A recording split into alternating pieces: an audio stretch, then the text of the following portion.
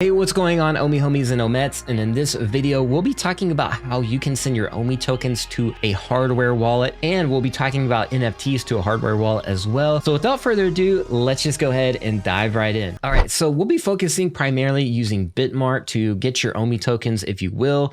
And this is interesting as well because they actually serve US customers, and it appears that they may be expanding to the US. So I thought that was interesting. And as you can see here on Investopedia, they have really good ratings, almost 5-star. And you can even see here, US customers can trade on BitMart, but the exchange's earned products are not available to users in the US, but that could possibly change. Also, it is something to note that they do have KYC kind of on level 1 starter and level 2 advanced. And you can kind of check that out in your settings after you sign up for an account, how much crypto you can, withdraw from their platform. So that is something to note if you have larger amounts of crypto that you are wanting to withdraw. But I do like it because they serve the US customers and what have you. So with other platforms like Gate.io and Bitforex and many others, users have kind of reported that their account being froze for maybe different reasons. They're being flagged. Usually those things take a while to get, their accounts unfrozen and you can withdraw funds. So, this happens on all exchanges, typically that are not, serving US customers and that they are based in a different country. So it is always a rule of thumb to get your crypto out of the exchange as soon as possible. But I did like BitMart, the fact that they are serving US customers, and it seems like it may be a lower risk. Now, you always want to take that with a grain of salt, and I'm not a financial advisor. This is not financial advice. You always want to send your crypto to, for a long storage outside of the exchange, unless you're going to be actively trading. So without further ado, let's just dive in. So we're actually logged into BitMart already, and this is actually the standard view. You can actually click on advanced. It's going to open up a larger chart, but this is pretty much standard out of the box and what I would recommend for somebody starting out. Now, to get to this, you just click on markets, or you can click on spot and standard. That's how you pretty much get to this area, is just going to markets and typing in OMI. And you can even click the star and, save it under your favorites, which I like to do with a lot of the coins I trade. And you can see here OMI is down. So now might be a good time to actually pick up OMI. As you can see, there's lower lows coming in. It's kind of holding right around here, which is good because it's going flat and volume's really low. Once you buy your tokens, obviously you would buy them here, but to send them off of this exchange, what you're going to need to do is you're going to need to go to your wallet, right? So you're going to have to come over here and go to withdrawal. And let's say we did have OMI tokens. Now, I haven't bought any on this exchange yet. I've actually haven't used this exchange before, although I've had an account on this platform for a while. And I've known about BitMart since, 2017, when essentially this platform was launched. As you can see here, founded here 2017. And it looks like they just completed some investing rounds as well. You can see here Series A, and you can actually scroll down and see a little bit more here. But you can kind of do a little bit of research if you want to look into a bit more. I've definitely looked into it. You can see here institutional investors and things like that. If you are, on the more concerned side, which a lot of people always like to look into, the exchanges, which I do routinely as well. You can see here regarding the USA, they just don't support New York. So that is something, if you do live in New York, this exchange is not for you yet. It does look like they use some kind of simplex payment processing. So this is actually, I believe, the same processor that is used by Brave browser, which is they go through the Uphold wallet, I believe it is, and Simplex is connected, I think, on the back end, if I remember right. Now, I could be wrong, or they could have switched payment processors, but anyways, you can also see restricted countries. So if you are in any of these countries, you can see if you're on the list, this exchange also is not for you. Without further ado, let's just dive into it.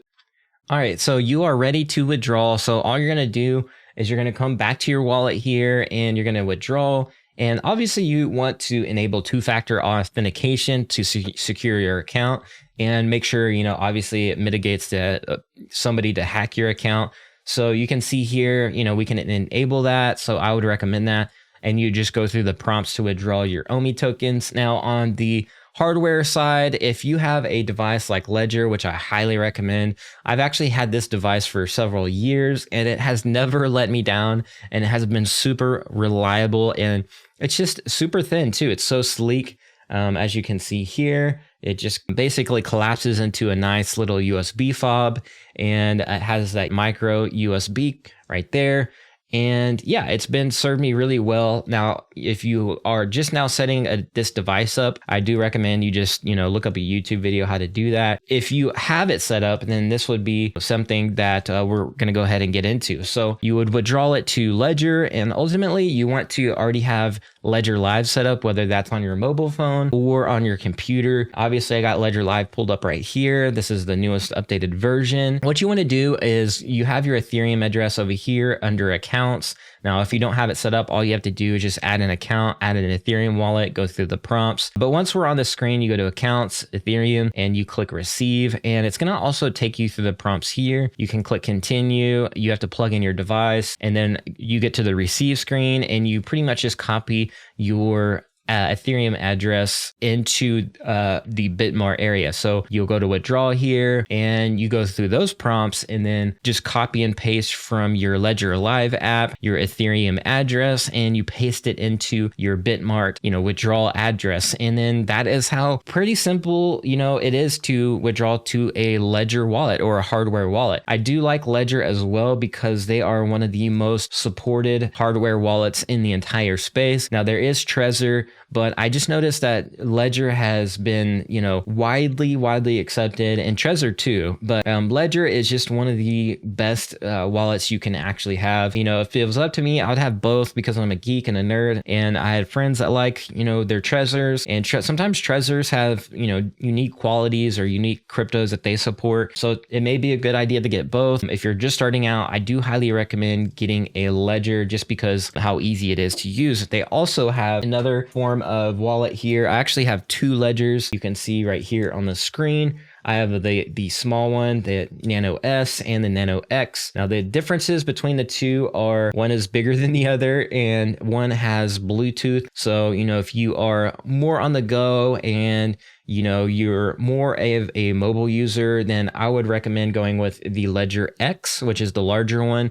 It also has way more memory as well. So if you have tons of crypto or things like that, you are mobile, then the X is definitely the one to go. But if you are, wanting to save a little bit of money or maybe skeptical of the Bluetooth and you just don't care about being mobile, then the S is the better option in this case. With that being said, that's pretty much all you have to do to send your crypto to a hardware wallet. Now, if you are trying to send NFTs, it's a little bit more difficult. If you are trying to send out an NFT from your Ledger wallet as well, then that also is another step as well that is a little bit more difficult than just sending crypto. So let's just get into that. So you'll need MetaMask, first of all, if you plan on sending an NFT to your hardware wallet and you want to send it out.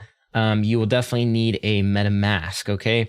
So pretty much it's pretty simple here. All you do is just set up your MetaMask initially. You'll need to have your passphrase and your seed written down and secured safely. Now, if you're setting up your ledger, same thing there. There's a seed phrase. You want to save that in a safe location. But MetaMask, same thing here on the initial setup. You'll have to kind of set up a burner wallet. And then once you have your burner wallet set up here on the MetaMask, and when I say burner wallet, it's just a throwaway Ethereum address. You're just setting up MetaMask for the first time. You'll just need to set up something. So with that being said, you'll click over here and you want to connect your hardware wallet or import an account. But in this case, we're going to connect a hardware wallet and it's going to take you to this screen.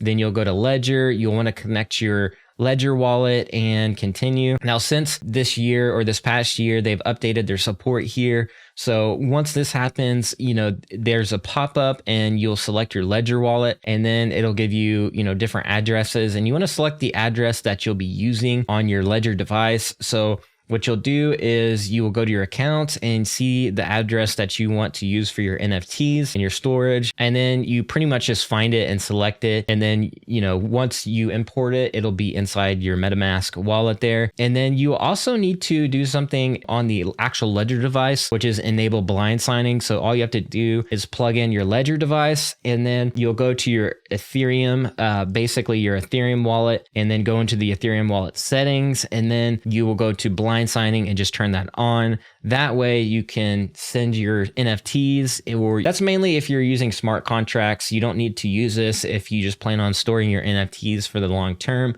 but that may be something, you know, you want to do if you're sending NFTs out, or you're interacting with a smart contract if you are like minting or something like that. So that's pretty much all you need to do on Metamask if you plan on sending and receiving NFTs into your ledger device. Now, I do recommend, you know, for super long cold storage of your NFTs to not connect it to Metamask and just have it on a, you know, another ledger device or a different ledger Ethereum address. You can actually make as many accounts as you want in your ledger live here. You can create different accounts inside there, and you know, you can have multiple Ethereum addresses in there that maybe you don't want to connect with your MetaMask. So that is something that you can do. So I know that's a big mouthful and a lot, and if you have any questions, just let me know. But when it comes to sending your OMI tokens to, you know, your ledger device, it's super easy. It's super simple. It's not too hard. And then that it's as easy as using this interface and this UI. You can, you know, once these OMI tokens hit your Ethereum address, you can actually add a token here and you can choose the OMI token as well. So we're going to come down here. Now it's not an option in this app just yet, but once this Ethereum, basically once you send OMI tokens here, you could always send a test amount as well, and it'll pop open in your token list here, and you'll see, you know, the OMI token down here and how many OMI tokens there are. Now, this is just Ethereum layer 1, so your basic ERC20 token.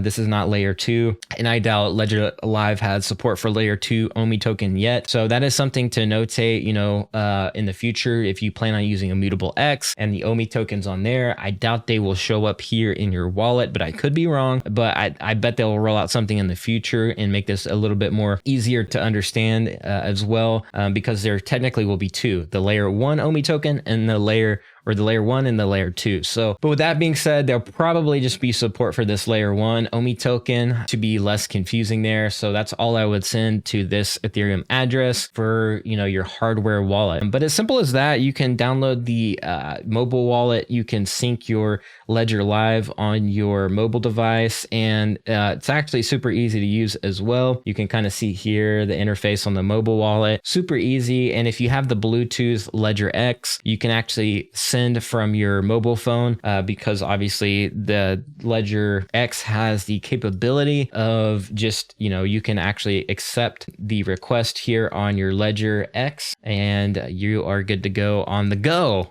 You know what I mean? I know that was a lot. If you want another video on something specific, a specific breakdown of how this works, or something I might have missed, I am all ears, and I would love to do another video, part 1, part 2, or whatever you guys need. But that's all I got for this video. Make sure you hit that sub and bell so you don't miss any more videos like this. Smash the like if you enjoyed it. And also, I'll have a link in the description below for BitMart and how to get signed up there, and it helps support the channel, as well as if you want to join my Patreon, it's just patreon.com/Kyle Wilson, and it's as little as, you know, a couple cups of coffee per month, or you could join my YouTube membership, either or. Help support the channel and much appreciated. So without further ado, I will see you guys in the next video at the blockchain. Be like an NFT, be authentic, and I'll see y'all later. Peace.